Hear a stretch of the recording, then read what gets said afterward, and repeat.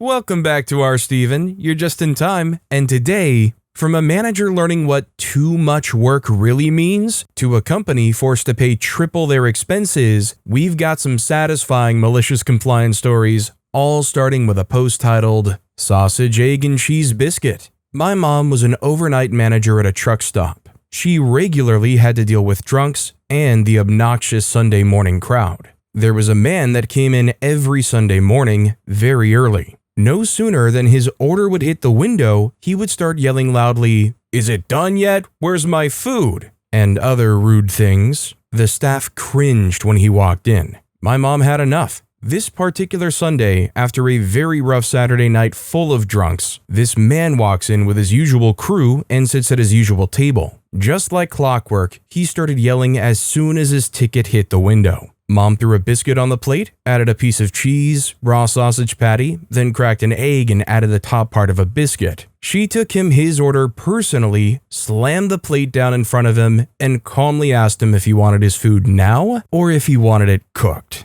He never yelled after that day. He became one of the nicest and best tipping customers. Edit, y'all have no idea how happy this has made me. We lost her March 2020 to a particularly nasty cancer, and it's been very difficult. I love seeing these comments of appreciation for her. Thank you, everyone. If there was one person who I wouldn't want to upset, it would be that overnight manager at a truck stop who's probably worked there for far too long, seen it all, and has no patience for anybody acting like that. Granted, I also wouldn't be stupid enough to be acting like that. This guy is a grown man who went to a diner and acted like his brain was replaced with a baby's. Like he sounds one step short of breaking out into tears. The OP's mom should have brought him out a bib and a binky. A user named mjerix left a comment on the post saying, "I tease waitresses a lot, try to not be obnoxious and let them know up front that there is no rancor in anything. One waitress knew it, but let me have it. A full backhand across my shoulder as she crossed her arms in front as if to say, 'What are you gonna do about it, tough guy?' My eyes bugged out and mouth fell open. Wife was cracking up and left me to fend for myself against such a violent attack. That young lady got a very large tip that day. Best time ever at a restaurant." The OP responded to that saying, "I'm sure the guy in my story thought he was teasing too, but no one liked it. They all dreaded seeing him walk in the door, but had to smile and take it if they wanted their tip." And speaking of tips, if you wanted to leave me a tip, the best way to do so would be to hit those like and subscribe buttons down below. Our next story is All You Can Eat. A quick story about my uncle. So I was telling a story about my best friend, and my dad brought up this funny story. My mother's brother, who passed years and years ago, was a foodie and a great chef. This guy loved to eat. It was like his calling. Anyways, mom and dad took uncle to a seafood restaurant. Nothing famous nor fancy. They happened to be pilot testing an all-you-can-eat buffet Thursday. All you can eat are 4 words my uncle will go all out for. My uncle saw it as a challenge. Is this really all I can eat? Malicious compliance. Almost immediately as they set their coats down, Uncle went to the buffet. Uncle, as Dad tells it, heaped on the food. His first plates were one of the try one of these, try some of these, and so forth. He essentially sampled one of each of the items on the table. Round 2, he does the same sampling. By round 3, he's still waltzing to the buffet while poor mom and dad are trying to finish their round 2 and considering dessert. Round 3, Uncle focusing on his favorites. Mom and dad sat for nearly 2 hours for him to get up to round 7. By then, the restaurant had reset the buffet table twice. Uncle was focusing on his favorite fillets and anything fried. The manager had approached my father and asked if he could calm my uncle down. It was a $3 buffet he was losing profit on at that moment. Dad said, "You said it was all you can eat, right?" At the least, by then, my uncle was done and ready to leave for cocktails. Mom and dad left quietly with Uncle with a good laugh. The following Thursday, Uncle was there with his wife and they were sitting down. Now we had 2 foodies that loved food. After they both cleared the buffet for the second time, they were asked to leave by the manager. The following Thursday and the one next after, my uncle and his wife showed up for the buffet again. The next month, the seafood restaurant decided to discontinue the Thursday buffet. When the next owners took over that restaurant 3 decades later, they considered bringing back the buffet. When my father overheard that, my father warned them and told them about my uncle. Did they listen? No. By then, my uncle was out of the chefing biz and was now focused on eating. You should have seen the gleam in my uncle's face when he heard the seafood restaurant brought back buffet lunch. He cleaned them out for a month, and the restaurant yet again retired the all-you-can-eat buffet. After the passing of my uncle, passed from diabetes complications, Dad had a chit-chat with the owners of the seafood restaurant. Dad said to him frankly, "It's safe to run the buffet table again." They brought back the buffet table that year. My uncle's picture is on the walls of that restaurant. A picture of my uncle and the tower of plates in front of him. When I think of this story, I think my uncle is in heaven right now, maybe in God's kitchen in front of a stove. Either that, or the only guy up there dancing with a Subway sandwich in his hands. You know, the only buffet I've ever been to was the well-renowned American institution Golden Corral. I don't know what it is these days, but I think the last time I went, it was like $15 for a plate, and then you can just get whatever you want. Thing is, even if it is all you can eat, all of the stuff there, you can tell, is so cheap. And I can't tell you how many times I've heard the words, "Whatever you do, if you go to Golden Corral, do not eat the fried chicken." I don't even know why they say that, I've just heard it multiple times. What I think is even more embarrassing about that memory is the last time I went when I was a kid and my parents took us, we realized none of us have any physical bills on us at the moment, and you pay when you enter to get the plate. Our parents just had us do the most shameless quick walk out of there. A user named That Berg Fan left a comment saying, "Some years ago, there was a chain of steak restaurants. Can't remember the name, they've been gone a long time. We had just finished the last day of final exams in college for the semester, and a group of us decided to drive out to the steak joint to celebrate, as they had all you can eat on whatever day of the week it was. There were 4 of us, 3 average-looking college guys, and a 340-pound giant named Bob. Of course, we all ordered steak. As expected, they were decent, but nothing spectacular. We all order a second steak. 2 people get a third. Then only Bob was left. Bob had a 4th and a 5th. He ordered yet another, but the manager came over to Bob and said, "Hey, 5 steaks for the price of 1 is a really good deal. I came over to tell you that that's all you can eat. I'm refunding what you paid, so there's no hard feelings, and thanks guys for coming in." That's when I learned all you can eat had 2 meanings.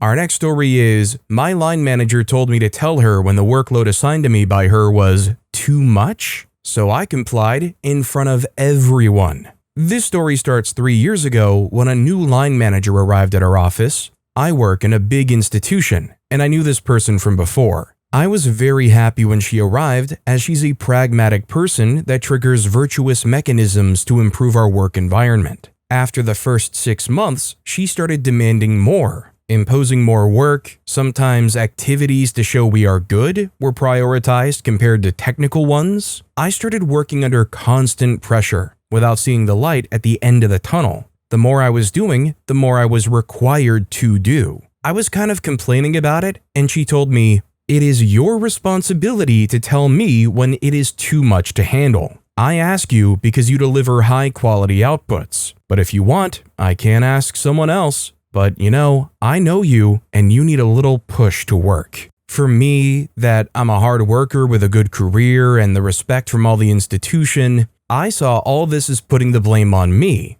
gaslighting at its best. Here, the malicious compliance started. She gave me an unreasonable deadline to write a manual to use a fully functioning, automatically updated dashboard produced by me from scratch. By the way, prepared in 2 weeks when colleagues didn't do any progress in months. The deadline was given in the morning for the evening, in a day in which she organized an aperitivo party at one place next to our office. I told her it was not possible, but no reasons. She says, "You have to do it." I decided to work on the manual, to then go to the party, and when it was over, instead of going home like everybody else, I sat at my desk and started finalizing the document, making sure that she knew that I was there at 8:30 p.m. She saw me and told me that I have a family, that I should go home, and that the manual could have been finalized the day after. I replied that I already told her she was unreasonable, but she didn't listen to me, so now she would have the manual done before midnight.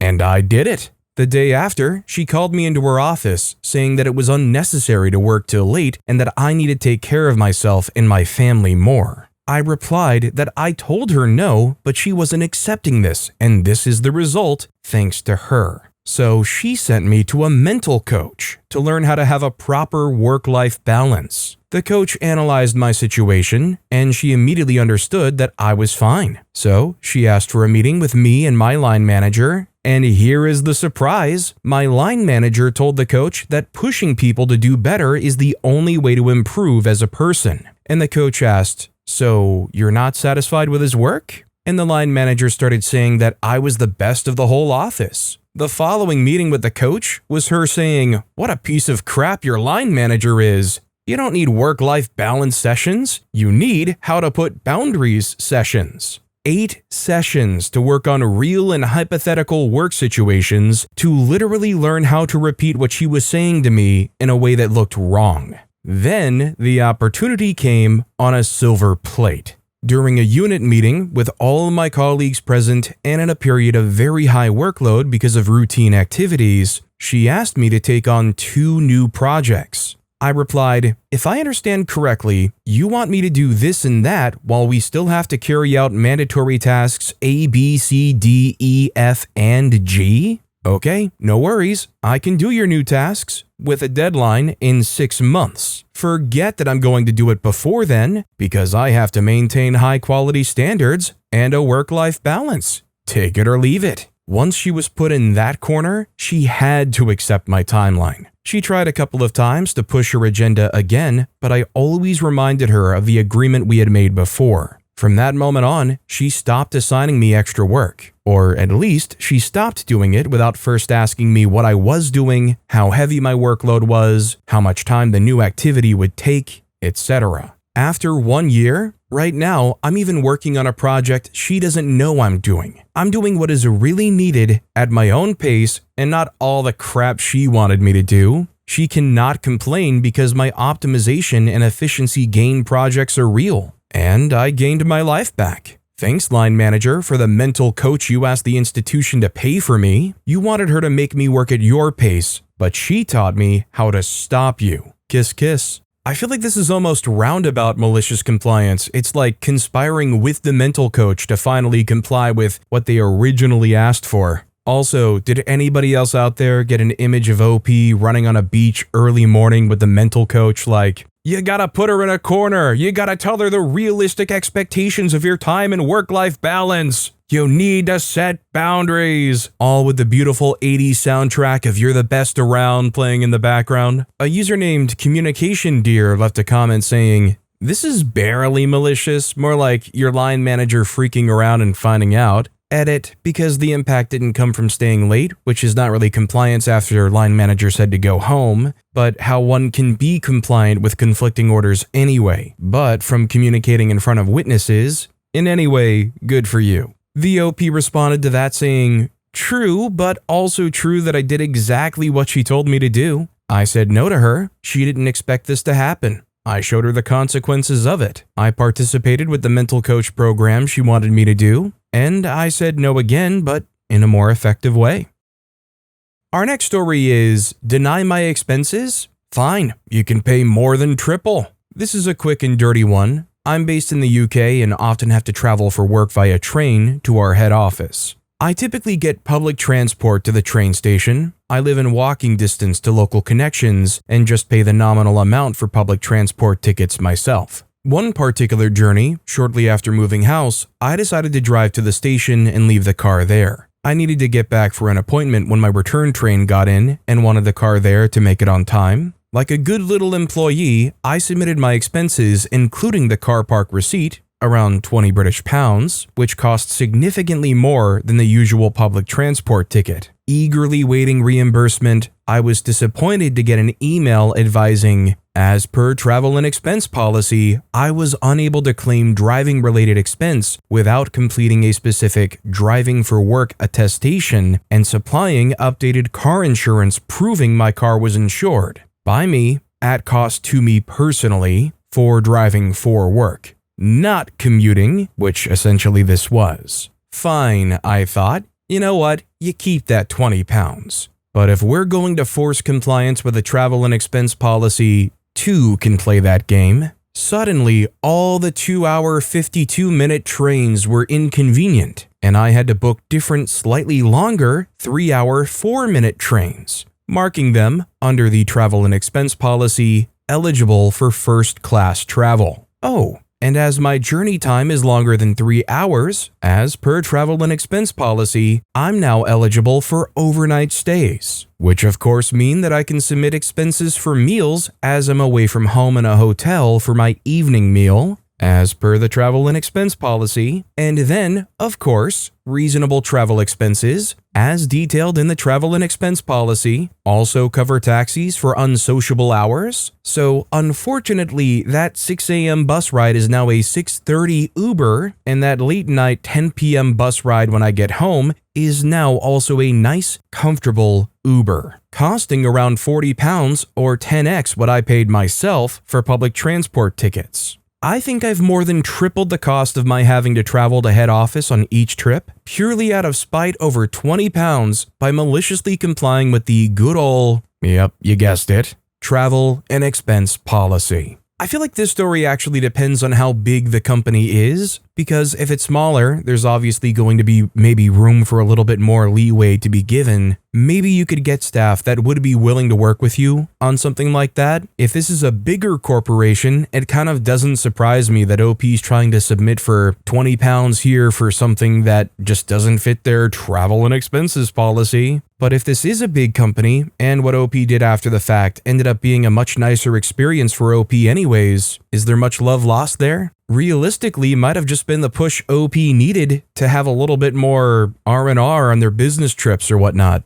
An anonymous user wrote, "This is asinine. The OP could have followed the policy and submitted the required paperwork they were supposed to for personal use car and got paid 20 pounds. It's quite reasonable for a company, if you're using your personal vehicle for business tasks, to make sure you carry the required insurance. If you drive officially for the company and aren't up to snuff on requirements, in an accident that likely loops them into the suit, and they want to make dang sure your car is insured. Why does it seem every malicious compliance story reads like a petulant child that doesn't like the rules but complies with them anyway and ends up getting a better deal for themselves?" The OP responded to that saying, "Don't get me wrong, at any point in the past I could have been doing all the above stuff. I just chose not to as I was trying to be conscientious. I was happily paying for my own public transport, not taking first class or overnight stays, even though I could have been entitled to them. In order to submit the required paperwork, I would have had to pay significantly more for my personal car insurance,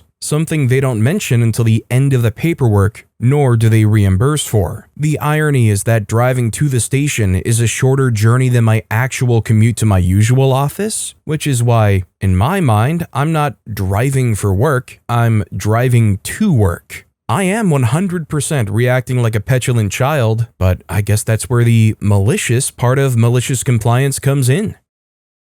Our next story is, "The food is bad. My son has some special needs and is a reluctant reader and writer. He has never before taken initiative to read or write on his own. He is so enthusiastic about lots of other parts of learning. He's an OT in speech and has an IEP. He is, however, very gifted at finding the loophole in everything. It's entertaining and exasperating, and sometimes I'm just in awe. I made him lunch today. Some chicken, rice, fresh fruit, and some snap peas, all things he normally likes. I thought it was a nice lunch. While he was eating, I had to make a call to schedule an appointment. He said, 'I don't like this. This tastes bad. I want something else. I don't want this for lunch.' Since I was on the phone, I said, 'Eat what you can, please. I'm on the phone and I don't want to hear you complain about your lunch again.' He was very quiet for the next few minutes as I finished up my call. Then he handed me a piece of paper. My kid, who has never wanted to read or write, who I often have to sit with and do it with him the entire time, wrote for the first time on his own.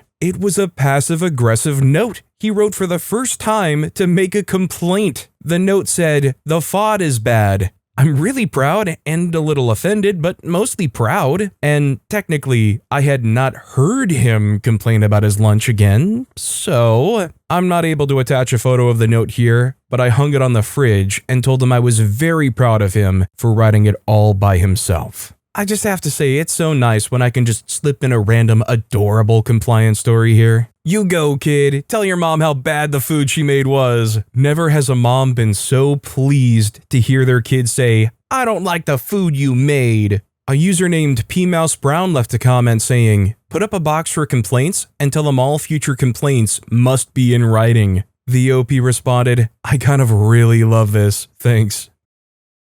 Our next story is Stick to the Schedule. A few years ago, I was hired as head of bar operations at a new restaurant opening, a hugely successful, even if quite average restaurant group, opening a 3-floor, 280-seater restaurant. The opening was a bit of a crap show. I was drafted in late as they fired a lot of opening managers, which should have been a red flag big enough for me to pass on the opportunity, really. One of my many responsibilities was to write the rota/schedule for our 30-odd bar staff. There were a few stipulations I had to stick to. Importantly, that I had to have a manager from the bar side on duty at all times. After a few weeks of doing so, a new area manager was hired who took over from the general manager on day-to-day operations. One of the things he implemented was that he would write the rotas and just generally micromanage. He subsequently uploads a rota when in the first week there were 2 days without a manager on duty. I highlighted this to him in person, where I was pretty rudely told to just do my job and work with what was passed down to me. In turn, I decided to email him, the general manager, and one of the company directors explaining the issue and how it must be an oversight, but attached a proposed set of rotas that would fix the issue.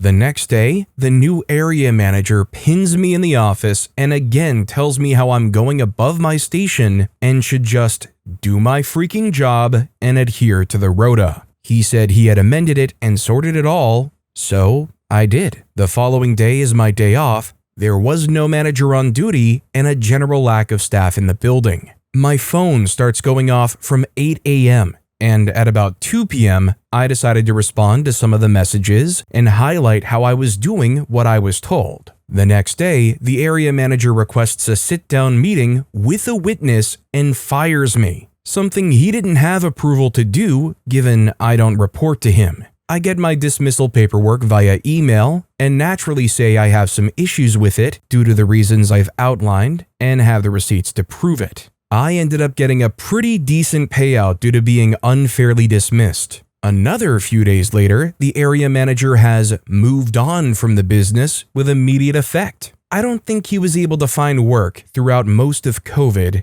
subsequently. If anybody can clarify this for me, I would appreciate it, but is it that the higher-ups that could fire OP also agreed with the decision to fire them? Or was it more just OP immediately went along with that dismissal, signed it and whatnot, and then exercised their rights and probably involved a lawyer to get a good payout? An anonymous user wrote, "It's wild that an area manager would intentionally schedule a shift without a manager on duty twice and then double down on it." And of course, the mandatory Coder Joe 1 comment popped up. He wrote, "He should win a management award. Mismanagement of the year." I seriously don't know how this guy is in the top 3 comments of seemingly every Reddit post ever.